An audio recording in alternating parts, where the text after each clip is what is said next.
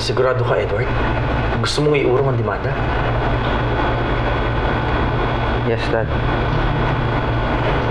I really can't exactly recall what happened that night. Baka may nagawa akong mali sa babaeng yan. Bakit hindi mo maalala? Nakainom ka ba? A little, I guess. No. Hindi natin iuurong ang demanda. You almost died, Edward. Kung ano man yung nagawa mo dun sa babaeng yun, it doesn't give merit to what she did to you. Nakikiusap ako, Ma. Please. Hindi kaya na gusto ko. Hindi. Ako masusunod. Natakot ako dati. Baka mamaya ako pang masamang lobas when we get to court. Rhea, I think we have to listen to Edward. Am I the only one who's sane here? Mag-ama nga kayong dalawa.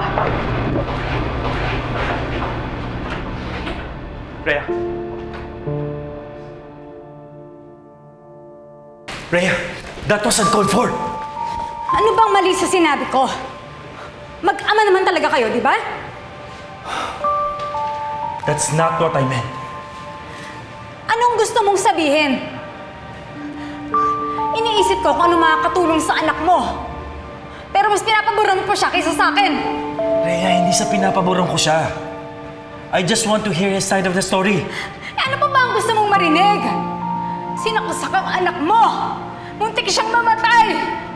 Eh kahit naman hindi ko siya talaga anak, sa puso ko ako pa rin ang ina niya! Nasasaktan ako kapag nasasaktan ang anak ko! Tapos ngayon, gusto niyang makalaya yung babae gumawa nun? That's insane! Rhea, please calm down. How can I calm down after na lahat na nangyari? Sinabi mo sa akin na hindi ko anak si Edward!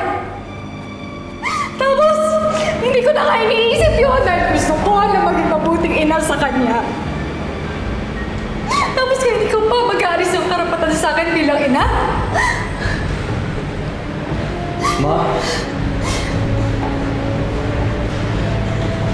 I'm not your son.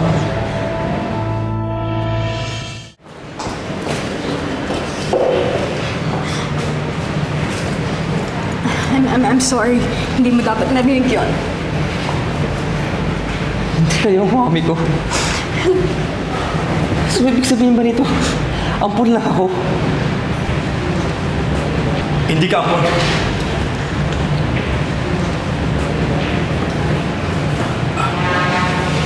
Anak talaga kita.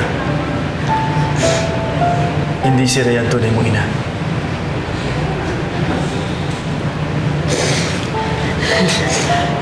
Hindi po kayong mami ko? Anak kita. Anak kita. Ikaw ba? Naguguluhan na ako. Mami ba kita o hindi? Hindi kita niluwal sa mundong ito, pero sa puso ko, anak kita, ako ang mami mo. At hindi magbabago yun. So hindi kayong biological mother ko? Kung ganun man, sino? Esmeralda. Esmeralda pangalan niya. Nagkaroon kami ng past. Bago kami kinasal ni Rhea. Esmeralda.